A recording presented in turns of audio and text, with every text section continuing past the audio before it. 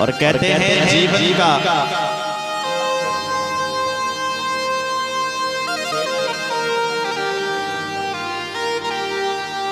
बोलो जय सिया राम।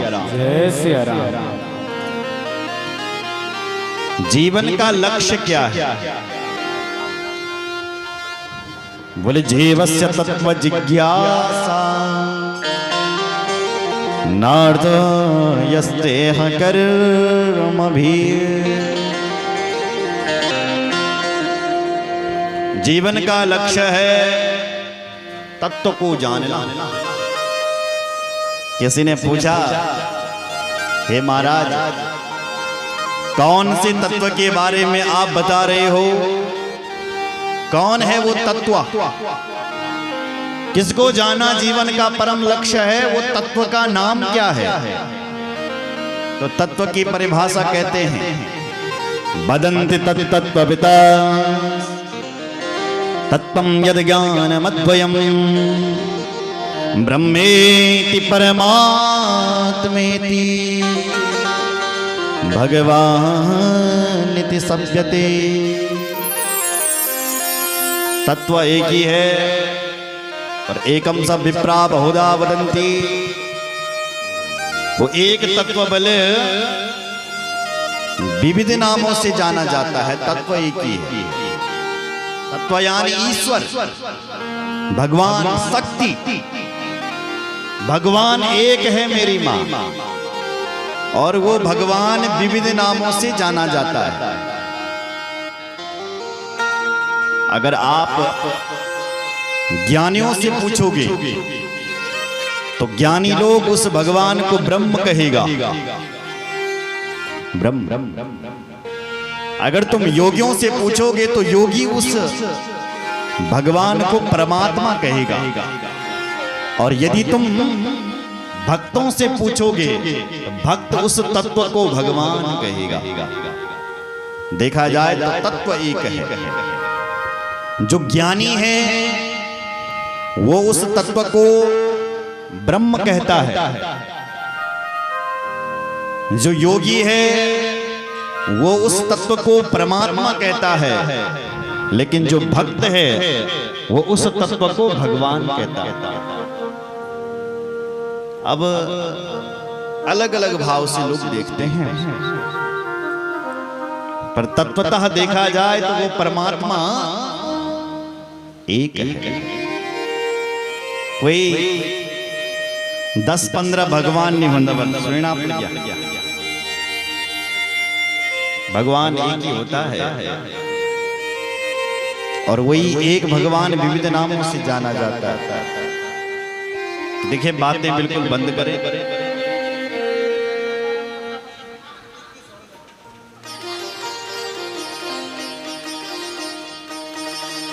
बोले रामचंद्र भगवान की जय हो।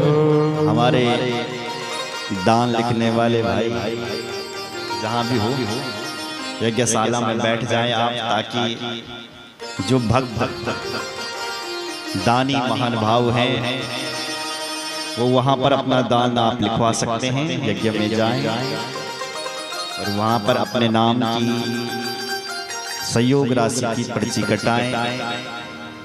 जो जो जितना सहयोग इस कथा के लिए करना चाहता है वो वहां पर अपने पितरों के निमित्त दान दें।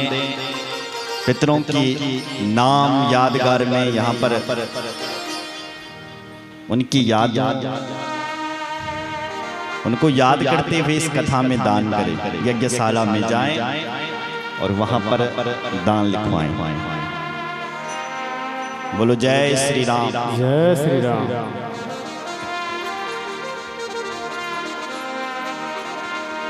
इसलिए मैं कह रहा था कि तत्व एक ही है और वो तत्व विविध नामों से जाना जाता है। हम लोग उसको अलग अलग नाम देते हैं। जैसे कि हम आप लोग रोटी खाते हो, इधर देखो मेरी ओर, रोटी भी खान तुम ऐसे बोलो तभी तुम जीवित हैं। खाते पीते नहीं होते तो यहाँ बैठे कैसे होते? खाते हैं। अच्छा सोचो जरा, रोटी काय की बनती होगी? आटे की। अब सोचो कि उस आटे की कितने प्रकार की रोटियां बन सकती है।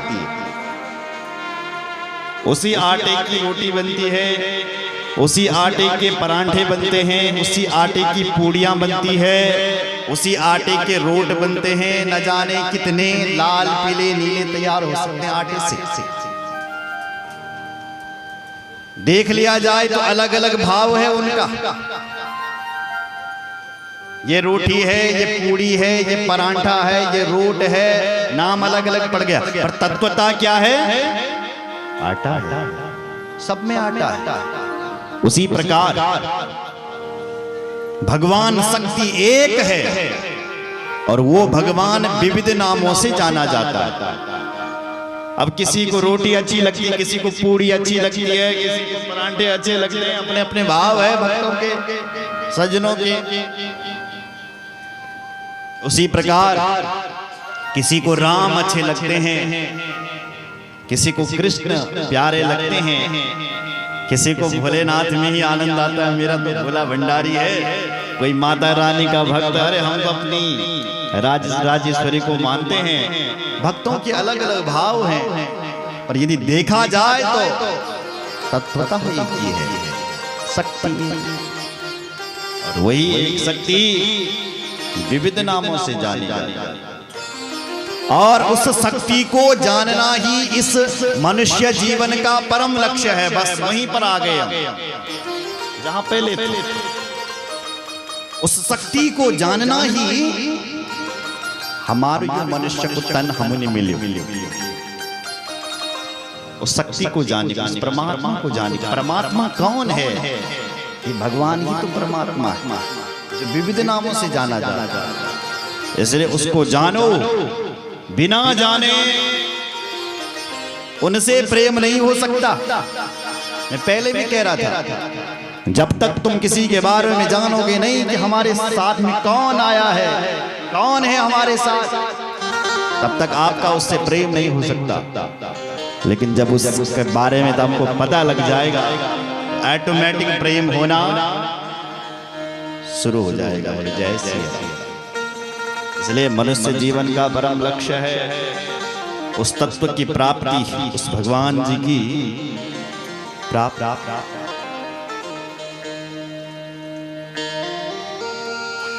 कल आपने सती देवी की कथा सुनी, कैसे मां सती ने अपने पति का अपमान करने पर अपने प्राणों को ही त्याग दिया।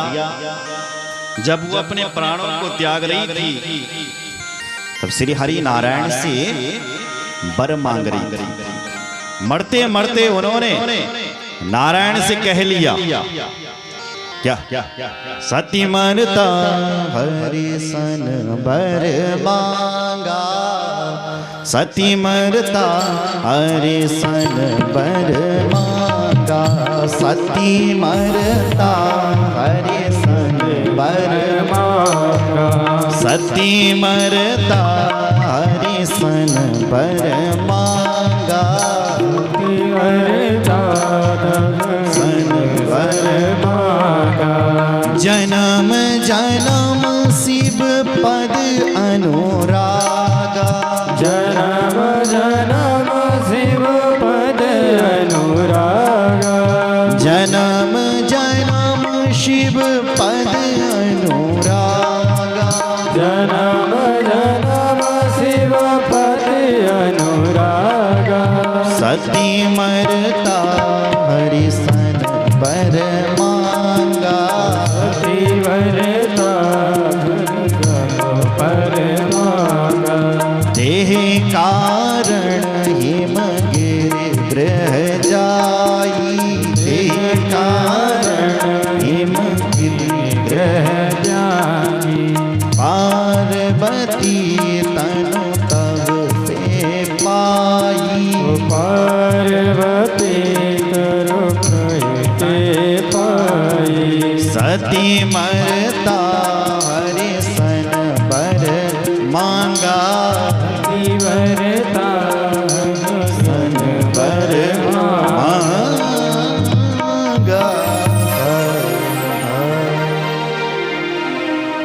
सत्य मरता हरिसन वर मांगा, जन्म जन्म शिव पद अनुरागा। ए कारण हिम गृह गृह जाई, जन्मी पार्वती तन पाई। मरते समय हम जो भी प्रार्थना करते हैं कहते हैं वो पूरी होती है। सती जी ने कहा था मैं शिव जी की फिर से अर्धांगिनी बनूं, प्रिया बन। इसलिए हिमाचल जी के घर में उनका कल जन्म हो गया था, ये आपने सुन लिया। तो जैसे ही जन्म हुआ ऐसी हिमाचल जी के यहाँ सारी रिद्धि सिद्धियां प्रकट हो गई महाराज। कई दास दासियां प्रकट हो गई जो पार्वती जी का पालन पोषण सेवा करने लगे। जब ते गुमा शैल ग्रह जाई, सकल सिद्ध संपत्ति तह छाई। सकल सिद्ध संपत्ति तह छाई। ये कथा हमें सिखा रही है हमारे घर पर जब बेटी का जन्म होता है तो बेटी अपने साथ ऐश्वर्य को लेकर के आती है, धन को लेकर के आती है, सुख सुविधाओं को लेकर के आती है। कई लोग ऐसे हैं जब से उनके घर पर बेटी का जन्म हुआ है तब से वो मालो माल हो गए, क्योंकि लक्ष्मी की कृपा लक्ष्मी को साथ में लेकर के आती है। सकल सिद्ध संपत्ति सब कुछ लेकर के आती है। कुछ लोग बेटी के नाम से मुंह फेर देते हैं, हमारे घर पर बेटी हुई है और बेटा हुआ है तो बड़ा प्रसन्न। और कुछ लोग तो इतने होते हैं कि जो बेटी को ही पेट में खत्म कर देते हैं। अब तो भारत सरकार ने कानून बना दिया, अगर अपनी बेटी की हत्या अपने पेट में करोगे तो बंद हो जाओगी। जब से मोदी सरकार आ गई, पहले बेटियों की पेट में ही हत्या होती थी। धन्यवाद है सरकार का। बोलो जय श्री राम। जय श्री राम। बेटी की हत्या करने वाले को धर्म और अनुष्ठान का फल नहीं मिलता। जो लोग अपनी बेटी की हत्या अपने पेट में ही कर देते हैं, ऐसे लोगों को पूजा पाठ करने का फल नहीं मिलता, और वो करते भी हैं तो भगवान तुमको फल तुमको पूजा स्वीकार नहीं करते। बहुत हल्ला कर रहे हैं।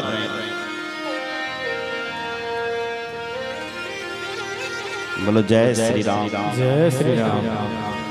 बेटी की हत्या करने वाले भी तीन हैं। एक तो वो मां है जो बेटी को अपने पेट में ही मरवाती है, एक उसका पति और एक वो डॉक्टर। ये तीन हैं।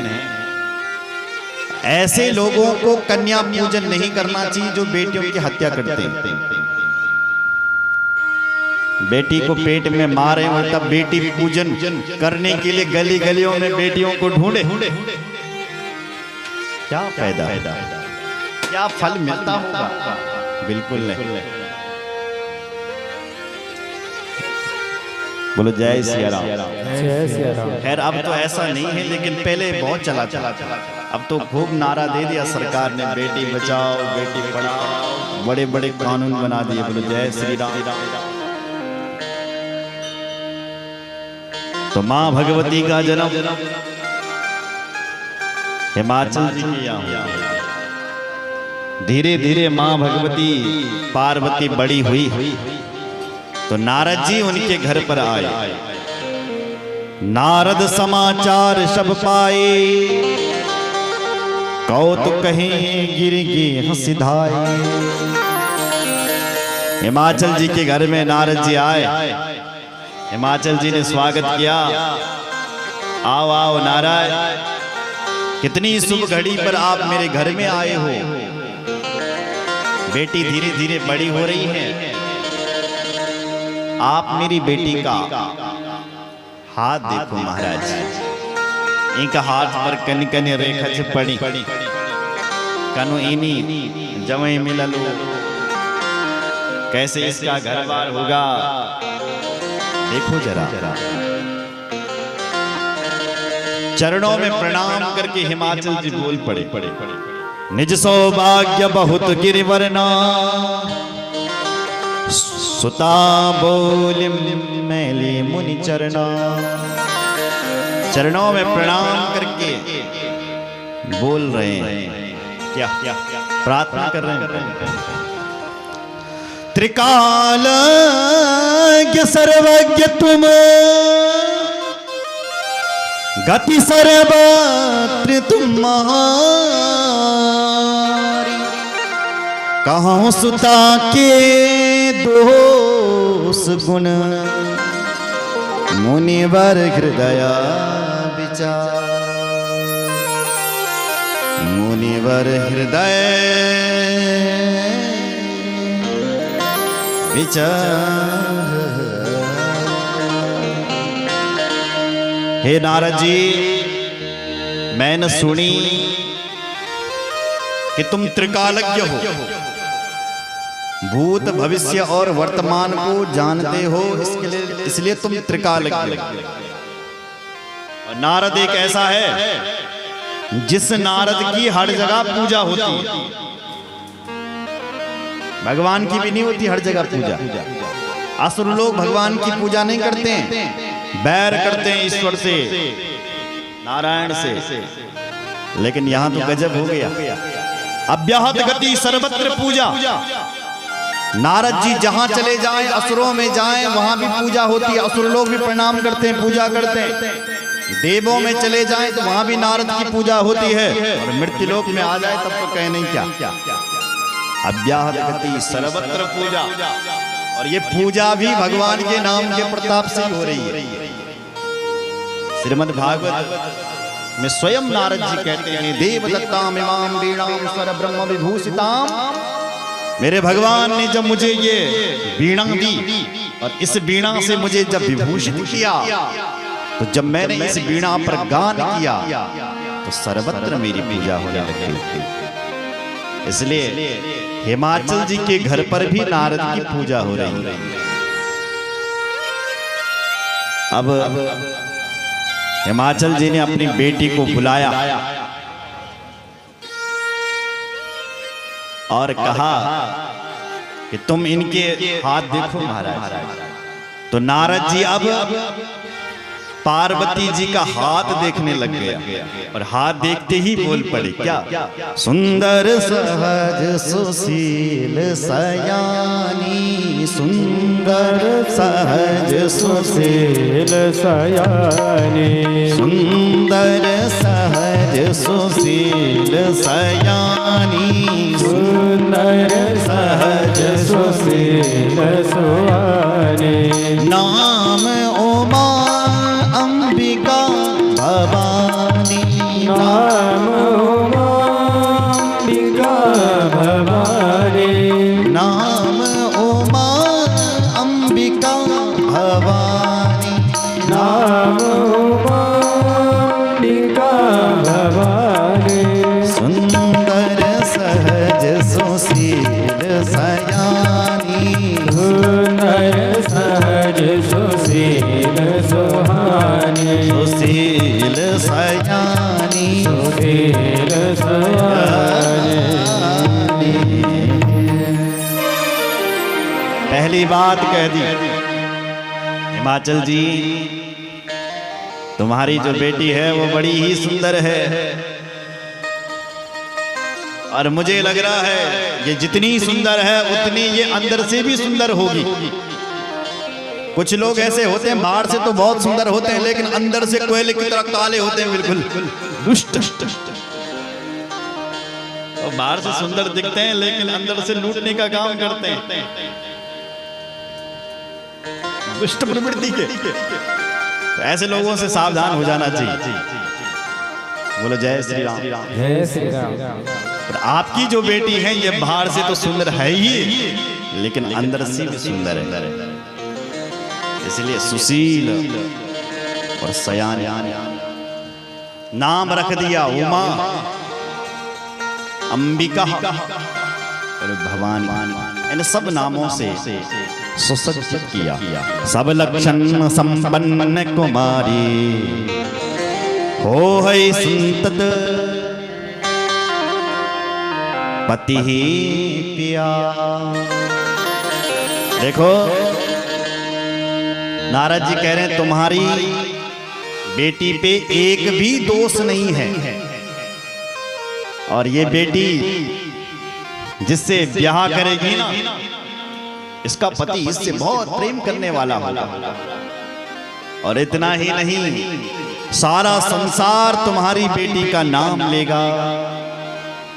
सदा अचल एह कर अहिवाता, एह तेजस पे पितु माता। इसके नाम से इसके माता पिता जाने जाएंगे। ये बहुत बड़ी ख्याति होती है हमारे बेटे का परिचय दुनिया में पिता के नाम से चलता है, लेकिन धन्य है वो पिता, धन्य है वो माँ जो बेटे के नाम से परिचित होती है। अच्छा, आप उनकी माता पिता, अरे आपका बेटा तो बहुत बड़ा महान है, बड़ा अधिकारी है, तो बेटे के द्वारा माता पिता की जय जयकार हो रही है, उनके लिए प्रणाम हो रहा है, तो तब तो कहने क्या। इसलिए इसकी तो पूजा होगी ही, इसके साथ साथ तुम्हारी भी पूजा हो है। ये पूज्य सकल जग माही, हे सेवक कछु दुर्लभ नाही। एह कर नाम सुमिर संसारा, त्रिय जड़ ये पतिव्रत सिधारा। सारा संसार तुम्हारी बेटी का नाम लेगा, ये हम कह रहे हैं। सारी संसार के लोग माता ही रानी कल्याणी अम्बे इस प्रकार से आपकी बेटी का नाम लेंगे। और जितनी भी पतिव्रताएं होगी संसार में, सब इनके नाम से ही सुसज्जित होगी, और पतिव्रताओं में इनका नाम आएगा। ये तो गिना दिए गुण, और अब कहा कि अब थोड़े से अब गुण भी सुन लो, क्योंकि हमारे जो ज्योतिषी पंडित जी होते हैं, तो हम जब आप अपनी कुंडली जन्म पत्री ले जालो ना, देखो कि महाराज हमारे जन्म पत्री देखा जरा थोड़ा, वो सबसे पहले गुणों को गिनाएंगे। अरे तुम्हारे बेटे की तो बृहस्पति जोरदार है, ये तो सरकारी नौकरी लगेगा, और न जाने कितना बड़ा आदमी बनेगा, डॉक्टर बनेगा, पता नहीं क्या क्या बोल देते हैं। थोड़ी सी कमी है जरा। अब कमी क्या है? बोले कमी ये है कि इसके अभी की जो है राहु की दशा लग रही है, और इसके लिए तुम्हें पाठ करवाना पड़ेगा। बोलते ना, पहले गुणों को गिनाएंगे, ऐसा ऐसा ऐसा ऐसा है, अब फिर कहेंगे कि राहु और शनि ठीक नहीं है, राहु कुछ। नारद जी ने भी वही कहा, पहले तो गुणों को गिना लिया, अब कह रहे हैं सुनई जय अब गुण द्विचारी। दो चार अब गुणों को भी सुन लो महाराज। बोले अब गुण क्या? बोले अब गुण यह है कि इसका जो पति होगा, इससे प्रेम करने वाला तो बहुत होगा, पर दिखने का अच्छा नहीं होगा। कैसा होगा महाराज? तो नारद जी पढ़ अगुण अमान मातु पितु हीना, अगुण अमान मातु पितु हीना, अगुण अमान मातु पितु हीना, अगुण अमान मातु पितु हीना, मातु पितु हीना, उदासीन सब संशय छीना, उदासीन सब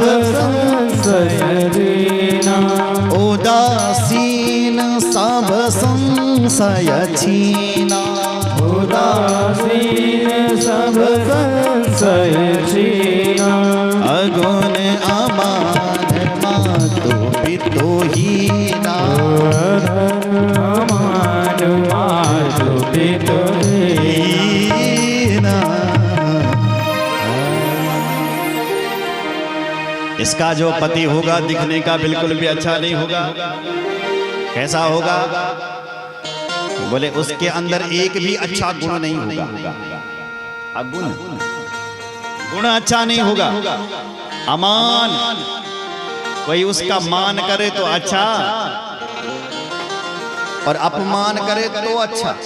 मान करो चाहे सम्मान करो, दोनों में बराबर होगा। इसलिए दुनिया की नजर में भोला होगा।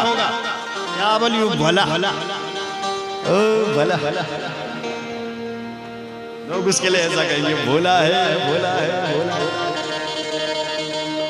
भोला नाम से प्रसिद्ध होगा। और तीसरी बात, मातु पितु हीना,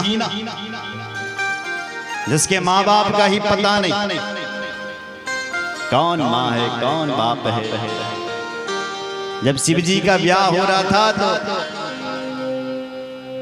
शिव जी से पूछा तुम्हारा गोत्र क्या है? बोले शिव है। माँ का नाम क्या है? बोले शिव। पिताजी का नाम बताओ? बोले शिव। गोत्र बताओ? बोले शिव। बोले सब कुछ मेरा शिव ही शिव है, आगे पीछे कोई नहीं है, मेरा शिव है केवल, बस मैं ही हूं। इसलिए माँ तो पितुहीन। और चौथी बात कही, उदासीन, उदास रहने वाला। तो उदासी लोगों को ही लोग क्या बोला? गौ बलियो गौ। ये तो गौ है। जय श्री राम। जय श्री राम। ये उदासीन होगा।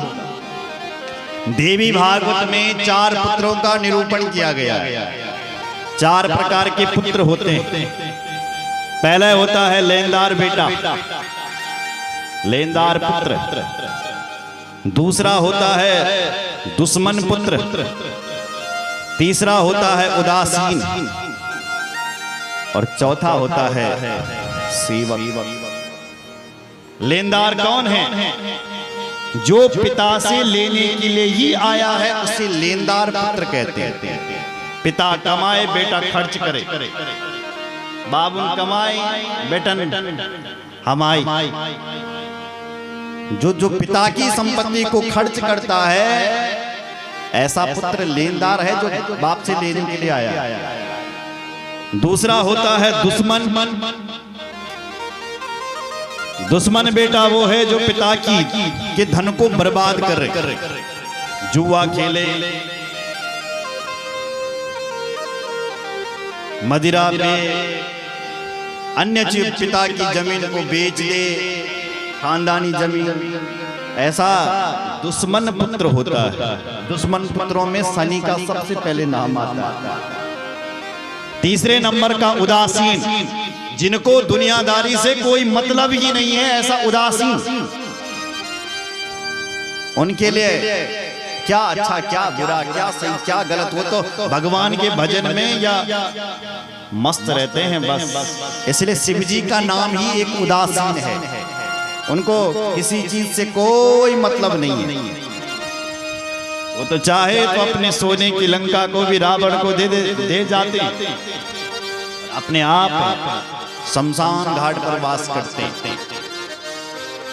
इसलिए उनका नाम उदासीन है। चौथा होता है सेवक पुत्र। सेवक पुत्र किसे कहते हैं? जो पिता का साथ देता है उसे सेवक पुत्र कहते हैं। पिताजी 10,000 कमाता है, बेटे ने 5 कमा के भी दे दी पिताजी को, पिता प्रसन्न। तो जो पिताजी का हाथ आगे बढ़ाता है, जो पिताजी को आगे ले जाने में अपना तन मन धन सर्वस्व लगा देता है, ऐसे पुत्र को सेवक पुत्र कहते हैं। ऐसे सेवक पुत्र भगवान राम सबसे पहले आते हैं, जिन्होंने पिता ने कह दिया बेटा तेरे लिए 14 वर्ष का वनवास है, तेरी सौतेली मां चाहती है, तो पीछे मुड़ करके भगवान राम ने ये नहीं कहा कि किस लिए क्यों, कुछ नहीं बोला। 14 वर्ष के लिए वनवास चले गए। पिता ऊपर चले गए। भरत जी ने कितनी कोशिश नहीं की, लेकिन राम फिर भी घर नहीं आए। भरत ने कहा मैं मर जाऊंगा अगर तुम घर नहीं चलोगे। तो भगवान राम ने कहा तुम पागल हो गया क्या? तो देख नहीं रहा है कि यदि मैं घर चले गया तो दुनिया हमारे बारे में क्या कहेगी? दुनिया बोलेगी कि जब इस राम को घर ही आना था तो बाबू के मारिए। बाप को मारने की क्या जरूरत थी जब घर ही आना था? इसलिए हे मेरे भाई, अब पिता का देहांत हो गया है। अब हमें पिता के वचनों को पूरा कर देना। तू चले जा और मैं विश्वास देता हूं तुझे, तो जैसे ही 14 वर्ष पूर्ण होंगे मैं घर आ जाऊंगा। भरत ने कहा एक दिन भी लेट कर दी तो मैं मरा हुआ मुंह दिखाना, तुम मेरा मरा हुआ मुंह देखोगे। भगवान ने कहा गारंटी है, जैसे ही 14 वर्ष पूर्ण होंगे वैसे ही मैं तेरे घर पर पहुंच जाऊंगा। यदि तुझे मुझसे इतना प्रेम है तो, पर मैं भी घर नहीं आ सकता कि लोग हंसेंगे। तो ऐसा सेवक पुत्र के नाम पर सबसे पहले भगवान राम का नाम आता है। सेवक पुत्र में श्रवण कुमार का नाम आता है। सेवक पुत्र में हरिश्चंद्र का बेटा रोहित का नाम आता है। सेवक पुत्र में जमदग्नि का पुत्र परशुराम का नाम आता है। पढ़िए इतिहास, क्या क्या महापुरुषों की गाथा लिखी हुई। सेवक पुत्र में देवदत्त, ये देव पितामह भीष्म का नाम आता है, जिन्होंने अपने पिता की प्रतिज्ञा को पूरी करने के लिए, उनके पिता को एक कन्या पसंद आ गई और उसके पिता ने कहा तू राजा नहीं बनेगा। कन्या के पिता ने, तो पितामह भीष्म कहते हैं जाओ मैं कभी विवाह ही नहीं करूंगा। अपने पिता के लिए सर्वस्व त्याग दिया। बताओ, ऐसा पुत्र है पितामह भीष्म। तो महापुरुषों की गाथाएं भरी हुई है, इतिहास बड़ी यहाँ पे। बोलो जय श्री राम। जय श्री राम। ऐसे सेवक पुत्र है भगवान राम जैसे। तो वो जो भोलेनाथ हैं हमारे, उनका नाम उदासीन में आता है। इसलिए नारद जी कह रहे हैं एक जो पति भल वो उदासीन होगा, सब संशय छीना।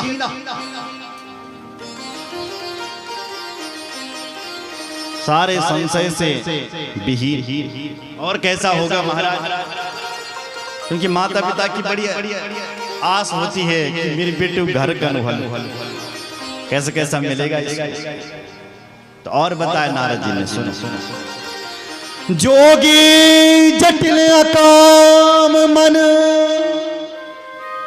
नगन अमंगल वेश अस स्वामी एह कह मिलई पड़े हस्त असीरे परे हस्त असीरे। इसका जो पति होगा ना, जोगी भोंडते हैं जोगी, कौन होगा? जोगी। शिवजी जैसा जोगी कौन हो सकता है? महाजोगी है महाशिव। और शिवजी को देख करके ही दुनिया वाले सारे जोगी बनी। बोलो जय श्री राम। जय श्री राम। कई अवतार लेते हैं महादेव, इसलिए ये महादेव जोगी। गढ़वाल में साधु को ही जोगी बुलाना, जोगी आने। तो इसका पति जोगी होगा, जटिल बड़ी बड़ी जटाओं वाला, अकाम मन, जिसके मन में एक भी कामना नहीं, नगन अमंगल वेश, कपड़े को भी उसको अपना ध्यान नहीं होगा कि मैं कपड़े पहनूं या ना पहनूं। अमंगल वेश, वेशभूषा भी उसका अच्छा नहीं होगा। शिवजी का नाम नहीं ले रहे हैं, लेकिन बता रहे हैं इसका जो पति होगा ते को भेष भी अच्छी नहीं, तेगा गलोंदा नरमुंडों की माला, सांप बिच्छू सब अमंगल भेष। अस स्वामी एह कह मिलई पड़े हस्त सिरे। ऐसा स्वामी इसको मिलेगा। माता मैना कहती है, हे नारद, भले ही मैं अपनी बेटी को लेकर के पर्वतों से गिर जाऊंगी, जल में डूब जाऊंगी, अग्नि में भस्म हो जाऊंगी, पर मैं अपनी बेटी का ब्याह ऐसे पति से करवाने वाली नहीं हूं। नारद जी ने हाथ जोड़े, माता जी मैना आप ऐसा मत कहो, क्योंकि मुझे लग रहा है क्या जय जय बर के दोष बखाने, जय जय बर के दोष बखाने, जय जय बर के दोष बखाने, जय जय बर के दोष बखाने। ते सब शिव पहि में अनुमानी, ते सब शिव पहि में अभिमानी, जय जय वर के दोष बखाने, जय जय वर के दोष बखाने, जय जय वर के दोष बखाने, जय जय वर के दोष बखाने।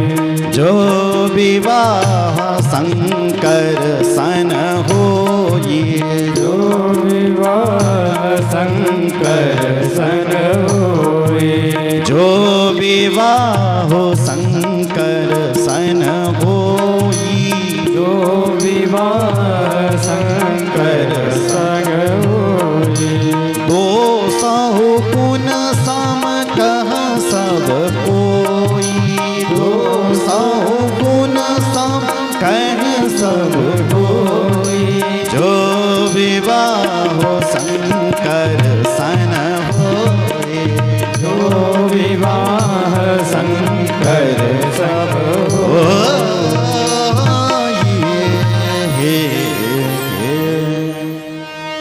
देवी, आप कहीं डूबो मत, पर्वत से मत गिरो, जही जही वर के दोष बखाने। मैंने वर के इसके पति के जितने भी दोष बताए हैं ना, वो दोष मुझे शिवजी पर दिखाई दे रहे हैं। यदि तुम्हारा विवाह, यदि तुम्हारी बेटी का विवाह यदि शंकर जी से हो जाए, तो जो ये जो गुण है ना, दुर्गुण, ये दिव्य गुणों में मिल जाएंगे। क्योंकि भोलेनाथ वो हैं जो भावी को मिटाने वाले, प्रारब्ध के दुखों को मिटाने वाले हैं। बोलो जय श्री राम। जय श्री राम। अगर तुम्हारे भाग्य में दुख लिखा होगा ना, मिलेगा ही मिलेगा, पक्की बात है। पर यदि तुम शंकर के पुजारी हो, महादेव के भक्त हो, महादेव के नाम की माला रटते हो दिन रात, तो वो दुख तुम्हें इतना नहीं सताएगा जितना उसका प्रकोप होगा, क्योंकि महादेव उससे आपकी रक्षा कर देंगे। बोलो जय श्री राम। जय श्री राम। महादेव वो है जो भावी को मिटाने वाले, प्रारब्ध को, के दुखों को मिटाने वाले। बोलो जय श्री राम। जय श्री राम। जो तप करें कुमारी तुम्हारी, भावियों में सके त्रिपुरा। शंकर जी भी तुम्हारी बेटी को ऐसे नहीं मिलने वाले, ऐरू खैरू को शंकर नहीं मिलते। शंकर को पाना है तो शंकर जी का तप करना पड़ेगा, तब वो भगवान शंकर जी मिल सकते हैं। यदि तप नहीं करोगे तो शंकर जी मिलने वाले नहीं हैं। और एक बात और कह दी, क्या? यद्यपि वर अनेक जग माही, एह कह शिव तज दूसर नाही। वैसे तो बर तो अनेक हैं जग में, लेकिन तुम्हारी बेटी के तई सबसे अच्छो बर शिव जी। शिव जी से अच्छा बर कोई हो नहीं सकता। इसलिए शिव जी की तपस्या करो ताकि शिव मिल जाए। बोलो जय सिया राम। जय सिया राम। शिव जी बाबा वो हैं जो सारे दोषों को मिटा देते हैं। कुछ लोग कहते हैं हम भी तो ऐसे ही कर सकते हैं जैसे शिव जी करते हैं। आते हैं ना कावड़ी, क्या बोले भांग बोले प्रण लगी, किसने सिखाया? बोले शिव जी ने। शिव जी पीता है मैं भी पीऊंगा। अच्छा, शिव जी तो जहर भी पीता है। क्या तू जहर पी सकता है रे भाई? अरे पीने की तो बात छोड़ दो, तूने यदि जहर को चाखने की भी कोशिश की ना तो क्या हो जाएगा आप जानते हो। चाखना पीने की बात तो दूर है, क्योंकि शिव जी जो है वो आदरणीय है, अनुकरणीय नहीं है। शिव जी जो कर सकते हैं वो हम कभी नहीं कर सकते, किसी भी काल में नहीं कर सकते हैं जो महादेव कर सकते हैं। महादेव तो एक ऐसे देव। बोलो जय श्री राम। जय श्री राम। इसलिए वो हम कभी नहीं कर सकते। महादेव को देख रहे हो, एक अलग ही विचित्र रूप है इनका। इनको देख के ही आप चक्कर में पड़ जाओगे। सुन रहे हो?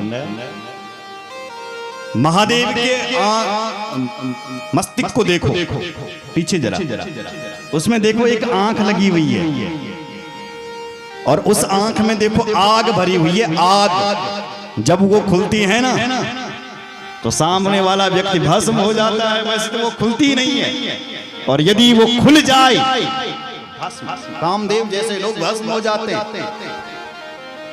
इसलिए महादेव उस तीसरे आंख को खोलते ही नहीं। तो खुल जाए तो भस्म। आग भरी हुई है ब्रह्मांड में। शिव जी के मस्तिष्क पर आग है, लेकिन थोड़ी सी ऊपर देखोगे आप तो जटा में देखो गंगा जी है। ध्यान से देखो, थोड़ा खोपड़ी से सोचो जरा, मेरी तरफ देखो। क्या पानी, गंगा जल और आग क्या एक साथ रह सकती है? कभी सुना है आपने, देखा है कभी? आग और पानी एक जगह रह रहा होगा, मुश्किल है, असंभव है ऐसा होना। लेकिन महादेव के घर में देखिए, धक धक करती हुई इस बीच वाली आंख में अग्नि जल रही है, और ऊपर से गंगा जी लहरा रही है। पानी और आग को स्थान देने वाले हैं महादेव, जो एक दूसरे के कट्टर विरोधी हैं, कट्टर दुश्मन है। सुन रहे हो? महादेव के माथे पर देखिए क्या लगी हुई है, भभूति लगी हुई है, त्रिपुंड लगा भभूति का। और वहां महादेव के आसपास देखिए भूत प्रेत सब खेल रहे हैं, गा रहे हैं। सोचो जरा, थोड़ा ध्यान से देखो, भूत और भभूति एक जगह रह सकती है? बोलो, भूत ही तुम्हारे घर पर, तुम जगह ब्याह भगाओ भूत भगाओ इसको। लाते हैं ना राख हनुमान चालीसा पढ़ करेंगे फूक करके, भूत भाग गया भाई, क्योंकि हमने खार उड़े ली। लेकिन धन्य है यहाँ तो राख ही माथे पर लगा रखी और भूत नाचने लगे। ऐसा देव कौन हो सकता?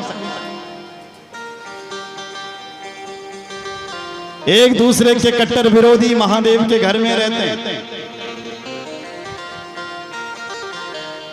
गले में उनके सर्प हैं, ध्यान से देखो, और उनका एक बड़ा बेटा, छोटा बेटा गणेश चूहे के ऊपर बैठ रहा है। अच्छा, इतने बड़े गणेश जी चूहे के ऊपर कैसे बैठते हैं? जरा थोड़ा खोपड़ी से सोचो। ये कथा में गणेश की कथा में आगे कहूंगा। बोलो जय श्री राम। जय श्री राम। कल गणेश जी का यहाँ पर जन्म उत्सव मनाया जाएगा। आज शिव जी का ब्याह, कल गणेश जी का जन्मोत्सव, परसों गणेश जी का विवाह होगा। ठीक है, आप जरूर पधारिएगा, जैसे आप आ ही रहे। तो शिवजी महादेव ऐसे हैं जहां चूहा और सर्प भी एक साथ रह रहा है उनके घर पे। ऐसे कई चीज हैं जो महादेव के घर पे एक दूसरे की विरोधी हैं, साथ में रहते हैं। सर्प चूहे का कट्टर विरोधी है। सर्प यदि चूहे को देखता है तो जिंदा नहीं छोड़ता, लेकिन वहां खेल रहे हैं चूहे के साथ सर्प। मोर, कार्तिकेय का वाहन मोर, वो मोर सर्पों के साथ खेल रहा है। महादेव के गले में सर्प हैं, लेकिन महादेव का बेटा एक मोर के ऊपर बैठ रहा है। तो दुनिया की जो कट्टर से कट्टर दुश्मन हैं वो भी महादेव के घर में आकर के प्रेमी हो जाते हैं। कहने का तात्पर्य यह है कि जो महादेव कर सकते हैं वो हम कभी नहीं कर सकते। गुरु जय श्री राम। जय श्री राम। इसलिए नारद जी कह रहे हैं तुम्हारी बेटी को भी शिवजी ही दूल्हा मिलेगा, और शिवजी कैसे मिलेगा उसके लिए तुम्हें तप करना पड़ेगा। इतना कह के नारद जी चले गए। समय बीता। एक दिन माता पार्वती ने स्वप्न देखा और वो स्वप्न अपनी मां से कहा, सुनहि मां तुम्हें दीख अस स्वप्न सुना यह तो सुंदर गौर सुविप्रवर अस उपदेश हुमो। हे मां, आज रात्रि को मैंने सुबह सुबह एक स्वप्न देखा 3:30 बजे। क्या देखा बेटी? बोले एक ब्राह्मण मेरे स्वप्न में आया, तो सुंदर गौर था, श्वेत वस्त्र उसने धारण किए हुए थे, और वो कह रहा था कि बेटी तप करो, तप करो, तप करो, तप करो। इसलिए मां मुझे लगता है कि मुझे तप करना ही चाहिए। माता पिता को ये भाव अच्छा लगा। मां पार्वती ने कहा है, हे मेरी मां, ये सारा संसार तप के बल से ही चल रहा है। देवता लोग तपस्या करते हैं, तब जा करके उनमें शक्ति आती है, तब वो संसार में भरण पोषण करते हैं देवता। अगर वो तप ना करें, ब्रह्मा जी तप ना करें, तो कैसी सृष्टि कर सकता है? इसलिए हे मेरी मां, तप बल रचाहि प्रपंच विधाता, तप बल रचाहि प्रपंच विधाता, तप बल रचा प्रपंच विधाता, तप बल रचाहि प्रपंच विधाता, तप बल रचाहि प्रपंच विधाता, तप बल विष्णु सकल जग त्राता, तप बल विष्णु सकल जग त्राता, तप बल विष्णु सकल जग त्राता, तप बल विष्णु सकल जग त्राता, तप बल रचाहि प्रपंच विधाता, तप बल रचाहि प्रपंच विधाता, तप बल शंभु करहि संघारा, तप बल शंभु करहि जगधारा, तप बल शंभु करहि संघारा, तप बल शंभु करहि संघारा, तप बल शेष धरहि महे भारा, तप बल शेष धरहि महे भारा।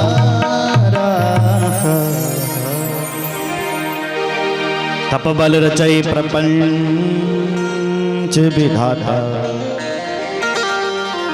विधाता जो भी सृष्टि करता है तप के बल पर ही करता है।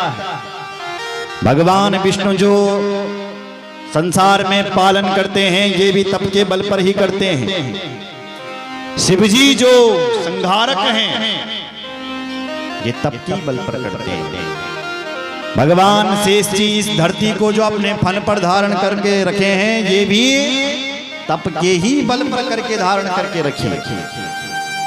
इसलिए हे मां मुझे लग रहा है मुझे भी तप करना चाहिए। सुनत वचन विस्मित महतारी, बहुत अच्छा ये वचन लगा।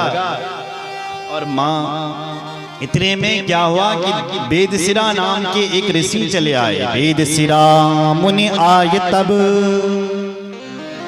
सबई कहा समुझा, पार्वती महिमा सुनत रहे प्रभु दहि पार।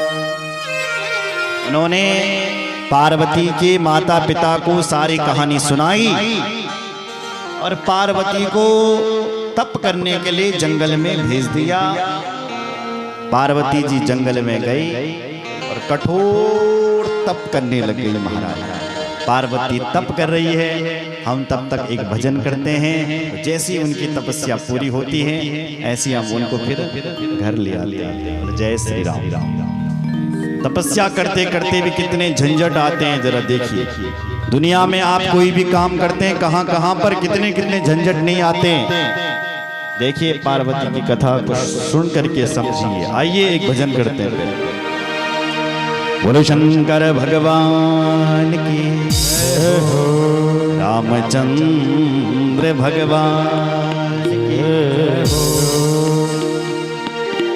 शंकर भगवान